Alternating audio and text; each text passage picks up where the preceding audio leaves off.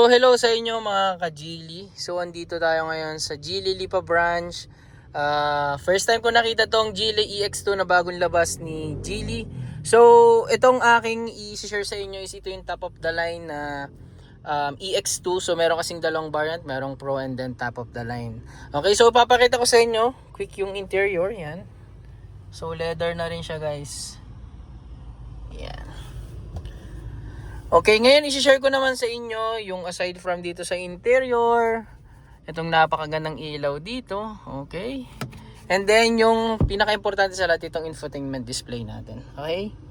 So, dito sa infotainment display, ito yung mga makikita natin kay Geely EX2. So, merong vehicle settings, AVM, energy phone, Bluetooth music, USB radio, rest mode, meron na rin siya.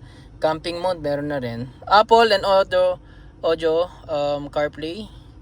And then dito sa settings, di ba para kami cellphone. So pwede mo nga rin pala yung customize, guys. Yan, customize.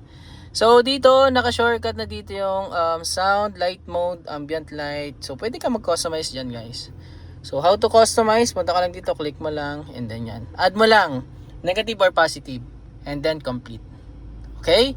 So i-share ko sa inyo ano pang meron dito sa vehicle settings ni Geely EX2 na top of the line version.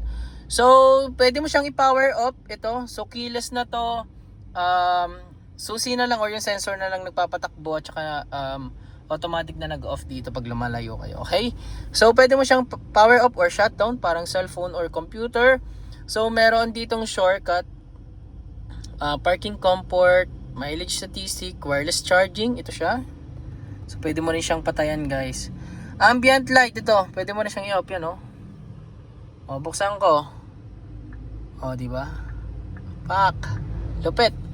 And then dito sa ito, meron din siyang shortcut dito para buksan yung harapan. Ito, click mo lang yan, pak. Bubukas na yan. Special sound. Ayan, ito yung napakaganda kay Geely. So pwede mo rin, guys, ito additional features to, ah. Pwedeng, alimbawa, may itong apat na to. Pwedeng dito mo lang siya patunugin. Pwedeng dito, pwedeng dito, pwedeng dito. Okay? And then at the same time, pwede mo ring timplahin yung gusto mong equalizer. Okay? So, yan. And then, vehicle control. Ito yung meron sa kanya. Power up ulit. Wireless charging. Okay?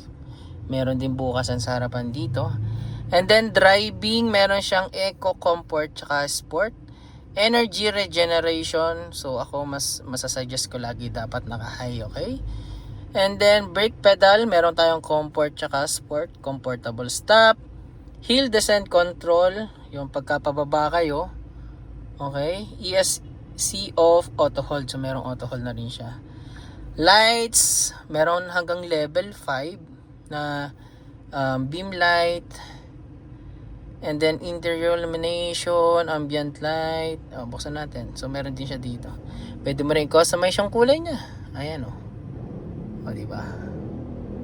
Pwede rin yan. O, diba? Lupit. And then driver assist, meron kang lane keep assist. For security, meron kang pre-collision assist, intelligent reminders. Okay? Display. Ito yung meron sa kanya. Sound. Ito yung pinakita ko sa inyo kanina. Connect. Pwede ka sa Bluetooth, my vehicle. Okay. And then dito, meron kasi ditong shortcut. Dito pa lang sa labas. So, pindutin mo lang to. Itong icon na to. Yan. So, mapupunta ka na dito sa vehicle settings. So, hindi mo na kailangan, naka-home ka. Tapos, pindutin mo pa isa. Tapos, dalawa. Kung dito mo siya pipindutin from home, diretso na siya dun, 'di ba? Okay. And then for aircon, camera, ito rin siya. So, guys, napaka-solid na nitong Geely EX2 na to. Ano pa bang meron dito? So, yun lang yung mga makikita natin sa infotainment display ng Geely EX2 top of the line 2026 version na nilabas dito sa Pilipinas. So guys, again, kasama nga po pala ito sa top 3 world top 3 best selling na BEV noong 2025. And at the same time, guys, lifetime battery warranty or up to 8 years. And then 6 years warranty or 150,000 kilometers whichever comes first. Okay? So ito yung meron sa kanya. CATL battery with 395 kilometer range. Volvo matic yan kasi Geely.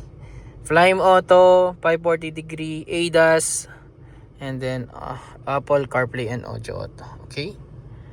So sa kulay meron siyang 5. Merong Moon White, Star Silver, Beige, Green, tsaka Gray.